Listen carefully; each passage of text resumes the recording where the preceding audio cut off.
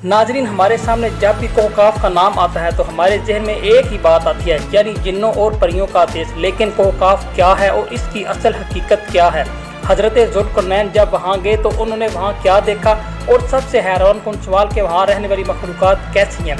इसके अलावा हज़रत मोहम्मद सल्लल्लाहु अलैहि वसल्लम कोहकाफ के बारे में क्या फरमाया। नाज़रीन, ये सब कुछ जानने के लिए हमारी इस वीडियो को शुरू से लेकर आखिर तक लाजमी देखिएगा। अस्सलाम वालेकुम नाज़रीन, मैं हूँ अदनान इकबाल और आप देख रहे हैं अदनान व्लॉग।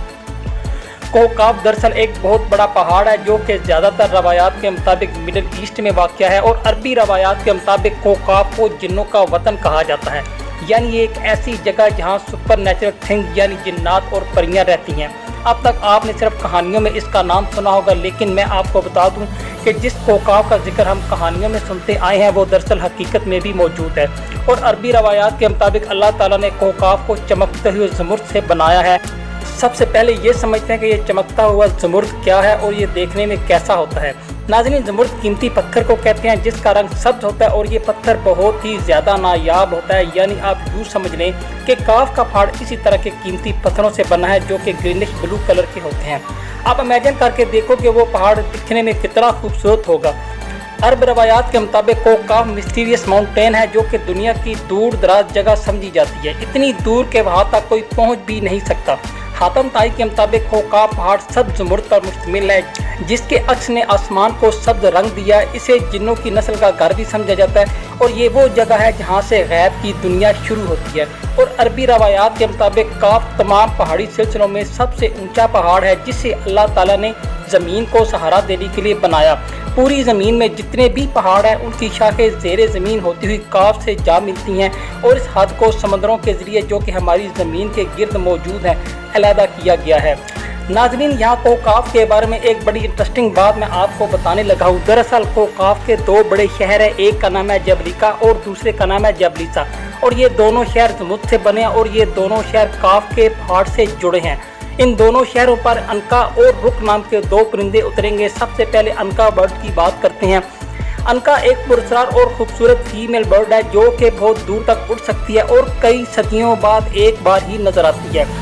अनका वहाँ रहती है जहाँ सूरज मगरब में ग़ुरूब होता है। दूसरे बर्ड का नाम है रुक, और ये साइज़ में इतना बड़ा है कि हाथी को भी अपने पंजों से उठा सकता है। और नाज़रीन, ये कोई कहानी नहीं सुना रहा बल्कि ये परिंदे सच में मौजूद हैं और इनका ताल्लुक़ कोहकाफ से है। तारीख़ी वाक़यात से ये हमें भी पता चलता है कि हज़रत ज़ुल्क़रनैन मशरक़ की तरफ चलते चलते कोहकाफ तक पहुँच गए थे, और वहाँ उन्होंने हज़रत इसराफील अलैहिस्सलाम को देखा जो कि क़यामत के दिन सूर फूकने का इंतज़ार कर रहे थे।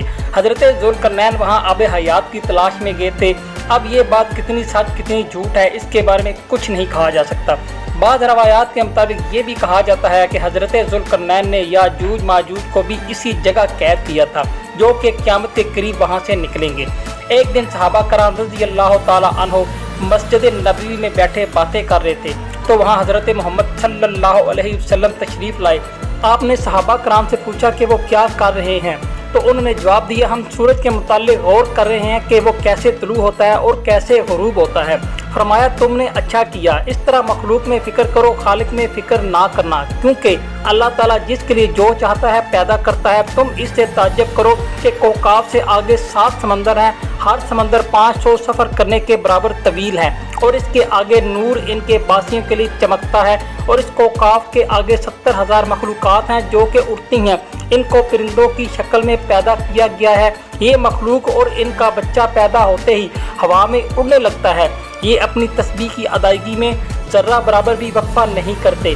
इनका खाना भी हवा है, इनका पीना भी हवा है, इनका लिबास भी हवा है, इनके बर्तन भी हवा के हैं। वो ये नहीं जानते कि अल्लाह ने हज़रत आदम अलैहिस्सलाम को पैदा किया, और ना इब्लीस को जानते हैं और ना ही इब्लीस की औलाद को जानते हैं। अल्लाह ने कोहकाफ को दुनिया के गिर्द तख्लीक किया। ये तमाम दुनिया इस पहाड़ के दरमियान ऐसे मौजूद है जैसे एक उंगली में अंगूठी।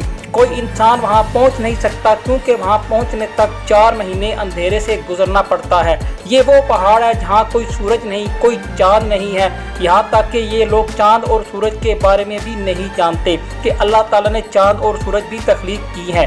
جو روشنی ان تک پہنچتی ہے وہ کاف پہاڑ کی روشنی ہے، اور وہاں موجود دھوپ جڑی بوٹیاں کھاتے ہیں، اور ان کے بدن پر کوئی کپڑا نہیں۔ صحابہ نے پوچھا یا رسول اللہ صلی اللہ علیہ وسلم، کیا وہ لوگ فرشتے ہیں؟ آپ صلی اللہ علیہ وسلم نے ارشاد فرمایا، نہیں، وہ فرشتے نہیں، لیکن اللہ تعالیٰ سے ان کی فرما برداری بالکل فرشتوں کی طرح ہے۔ پھر آپ صلی اللہ علیہ وسلم نے فرمایا، معراج کی رات ان کی ملاقات کو کاف کے لوگوں سے ہوئی تھی، اور وہاں کے لوگوں نے آپ صلی اللہ علیہ وسلم کی دعوت کو قبول کیا اور وہ مسلمان ہو گئے۔ یقیناً اب آپ کو کوہ کاف کے بارے میں کافی کچھ جانکاری مل گئی ہوگی۔ ویڈیو اچھی لگی ہو تو لائک، شیئر اور سبسکرائب لازمی کریں۔ Thanks for watching. اللہ حافظ۔